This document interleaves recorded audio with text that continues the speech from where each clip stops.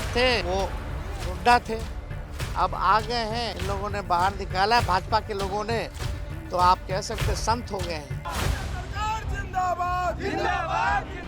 जो लोग समाज को जात पात धर्म मजहब में बांटने की सोच रखते हो, जो आज भी छूत अछूत की भावना रखते हो, ऐसे लोगों का बिहार और बिहारी कभी साथ नहीं। एक शहजादे ने बचपन से पूरे देश को और दूसरे शहजादे ने पूरे बिहार को अपनी जागीर समझा है।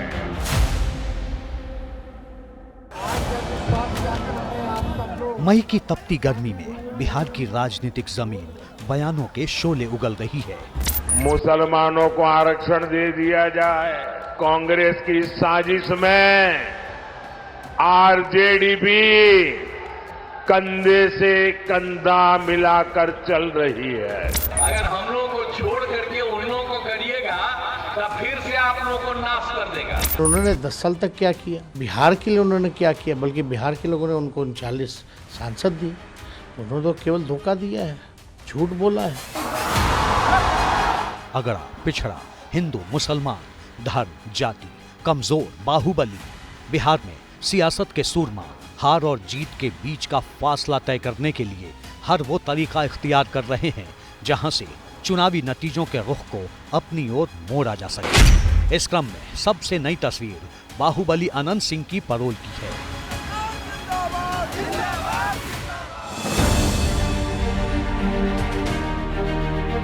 चुनाव के बीच में बाहुबली अनंत सिंह के पैरोल ने राजनीति का वो पन्ना पलट दिया है जब बिहार में लालू यादव का शासन था और चुनावी राजनीति में बाहुबलियों का बोलबाला, या कहिए कि बाहुबली तब जीत की गारंटी माने जाते थे।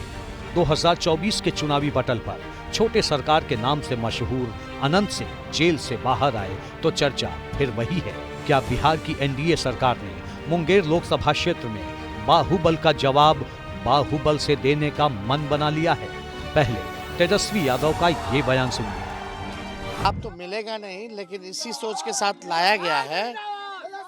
हम लोगों के साथ थे वो गुंडा थे, अब आ गए हैं, चुनाव के समय नीतीश जी ने और इन लोगों ने बाहर निकाला है भाजपा के लोगों ने, तो आप कह सकते संत हो गए। यूं तो अनंत सिंह को पुश्तैनी संपत्ति के बंटवारे के लिए पैरोल मिली है, लेकिन तेजस्वी यादव ने उनकी पैरोल को चुनाव से क्यों जोड़ा?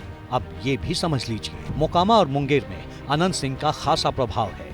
भूमिहार समाज के बीच अनंत सिंह की खासी पैठ मानी जाती है। मुंगेर से जेडीयू के पूर्व अध्यक्ष ललन सिंह और राजीव रंजन सिंह उम्मीदवार थे, तो उनके सामने बाहुबली अशोक महतो की पत्नी अनीता देवी महतो आरजेडी की प्रत्याशी है। चर्चा है बाहुबल का जवाब बाहुबल से देने के लिए ही एनडीए सरकार ने अनंत सिंह को जेल से बाहर लाने का रास्ता तैयार किया।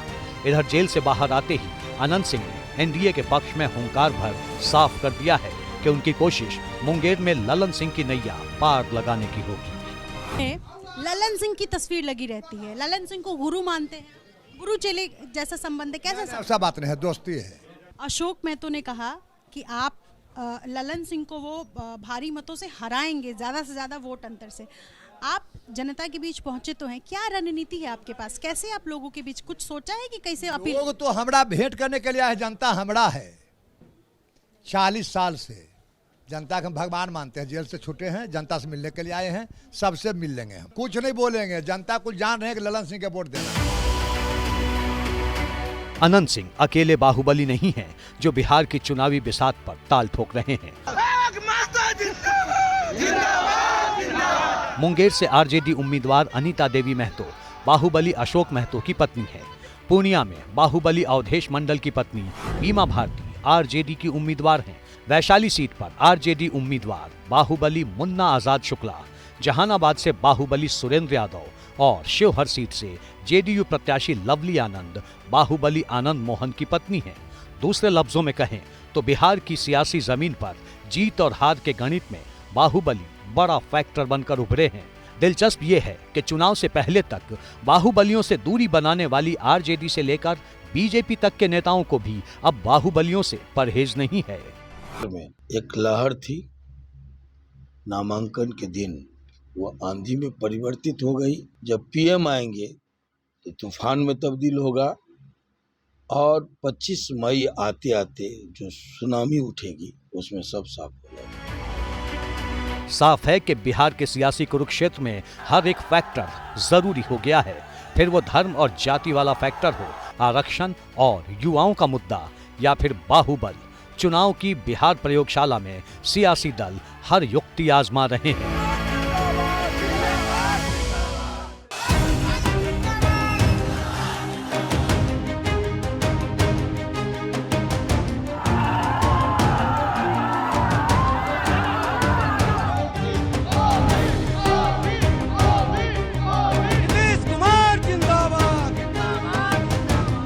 कर्पूरी ठाकुर जी को उन्होंने भारत रत्न दिया, लेकिन उन्हीं के विचारों को वो विरोध कर रहे हैं। संविधान और आरक्षण उनको सिर्फ चुनाव में याद आता, कभी याद नहीं आता। जो लोग संविधान की बात करते हैं, इस तरीके का पाखंड रचते हैं, ये लोग क्या कर रहे हैं ये बाबा साहब की मूर्ति के साथ।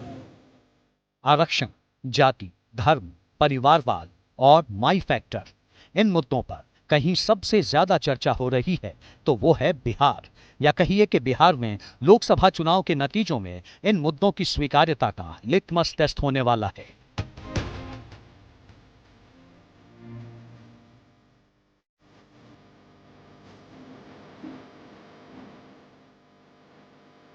तेजस्वी यादव के नेतृत्व में बिहार में इंडिया गठबंधन की पूरी राजनीति आरक्षण, पिछड़ा और दलित समीकरणों के आश्रय ही आगे बढ़ रही है, जिसके केंद्र में है माई बाप फॉर्मूला। माई के साथ साथ हम लोग बाप की भी पार्टी है। बी से बहुजन, ए से आपका हो गया अगड़ा, दूसरा ए से हो गया आधी आबादी जो महिलाओं की है, और पी से पुअर, यानी BAAP, ये बाप। तो अगर ये माई और बाप मिला ले तो A to Z हो जाता है, कोई बचता नहीं। आमतौर पर माना जाता है कि बिहार में आरजेडी की राजनीति माई फैक्टर यानी मुस्लिम और यादव वोट बैंक पर टिकी है। 90 के दशक में लालू यादव के शासनकाल में एक नारा चला था, भूरा बाल साफ करो, यानी भूमिहार, राजपूत, ब्राह्मण और लाला यानी कायस्थ के खिलाफ राजनीतिक धारा को हवा देने वाला पॉलिटिकल अप्रोच। बीते वक्त में आरजेडी की राजनीति इसी के इर्द गिर्द विस्तार लेती दिखी, लेकिन इस चुनाव में तेजस्वी यादव ने आरजेडी की राजनीति का दायरा माई फैक्टर से कहीं आगे तक बढ़ा दिया है। मौजूदा चुनाव में Tejashwi Yadav A to Z का नारा दे रहे हैं, जिसकी पहली झलक आरजेडी के उम्मीदवारों की लिस्ट के रूप में नजर आई। बिहार में आरजेडी 23 सीटों पर चुनाव लड़ रही है। इनमें से 8 उम्मीदवार यादव समाज से हैं। वहीं मधुबनी से अली अशरफ फातिमी और अररिया से शाहनवाज आलम को टिकट मिला है। 3 कुशवाहा, 1 बनिया और 3 उम्मीदवार अति पिछड़ा वर्ग से हैं। इसके अलावा SC वर्ग से 3 प्रत्याशी उतारे हैं, जबकि 2 उम्मीदवार सवर्ण समाज से हैं। 90 के दशक में लालू यादव का माई समीकरण बिहार की राजनीति में सुपरहिट रहा। ऐसे में सवाल है, क्या 2024 की चुनावी बिसात पर तेजस्वी यादव का बाप फॉर्मूला विजय दिलाएगा? हालांकि यादव वोट बैंक की पिच पर बीजेपी के नेतृत्व वाला एनडीए गठबंधन भी धुआंधार बैटिंग कर रहा है। एनडीए की ओर से यादव समाज से 8 प्रत्याशी उतारे गए हैं। अब देखिए कि बिहार में जाति वाले फैक्टर पर सियासी दलों का इतना ज्यादा जोर क्यों है। बिहार में यादव मतदाता करीब 14% है, कुर्मी 5%, मुस्लिम 17%, सबसे ज्यादा संख्या 35% अति पिछड़ा वर्ग की है, जबकि अगली जातियां 18% की हिस्सेदारी रखती है। बिहार के इसी जातीय गणित को साधने के लिए सभी राजनीतिक दलों की रणनीति बदली हुई है, या कहिए कि बिहार का ये समीकरण सियासत में प्रयोग का नया केंद्र बन गया है। सबसे ज्यादा चर्चा आरजेडी की रणनीति की है, जिसने यादव वोट बैंक को छिटकने से रोकने के लिए सबसे ज्यादा 8 यादव उम्मीदवार दिए, तो मुस्लिम और पिछड़ा वर्ग के वोटर्स का विश्वास जीतने के लिए कमंडल बनाम मंडल की राजनीति को हवा दे दी है। प्रधानमंत्री हमारे सनातन धर्म के, राष्ट्रपति सनातन धर्म के, तीनों सेना के अध्यक्ष सनातन धर्म के, सब मुख्यमंत्री सनातन धर्म के, हर प्रदेश के हर गवर्नर सनातन धर्म के, फिर भी कह रहे सनातनी खतरे में। कैसे रे भाई? अरे सब ठग लोग है ये लोग, समाज को बांट करके राज करना चाहता है। बिहार में तेजस्वी यादव का एक एक कदम 90 के दशक में लालू यादव के राजनीतिक पन्नों को पलट रहा है, क्योंकि तेजस्वी यादव की सियासी चाल 90 के दशक में लालू यादव के सियासी दांवपेच से काफी मेल खाती है। हालांकि बदले हुए वक्त में तेजस्वी यादव का रास्ता और रणनीति थोड़ी अलग है, जिसके सूत्रधार कहीं न कहीं लालू यादव ही माने जा रहे हैं। इधर तेजस्वी यादव के आरक्षण वाले दांव ने बिहार की राजनीति का पारा चढ़ा दिया है। आरजेडी ने ये गिनना शुरू कर दिया है कि सेना में कौन हिंदू है, कौन मुसलमान है। यही इनका असली चेहरा है। मां भारती की रक्षा के लिए जो सीने पर गोली खाता है वो पहले भारतीय होता है, और ये आरजेडी के लोग उसे हिंदू मुसलमान की नजर से देखते हैं।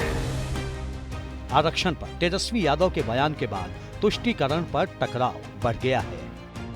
जो संविधान में जो प्रावधान है, बाबा साहब अम्बेडकर ने जो आरक्षण दिया है, आप उसके विरोध में बात कर रहे हैं। बीजेपी के नेता कई बार मंच पे उनके उम्मीदवार हो, एमपी हो, चाहे बिहार में हो, हमने तो वीडियो भी डाला था जो गया में उनके लोग बोल रहे थे कि संविधान को खत्म कर देंगे।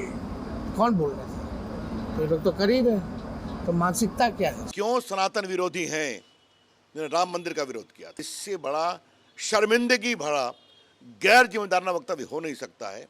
आज उन्होंने पूरे देश की सेना को इंसल्ट किया है, सनातन का अपमान किया है। यानी बिहार की 40 सीटों के नतीजे किसके पक्ष में रहेंगे, किसके लिए संसद का रास्ता खोलेंगे, आरक्षण, धर्म और जाति जैसे मुद्दे तय करेंगे।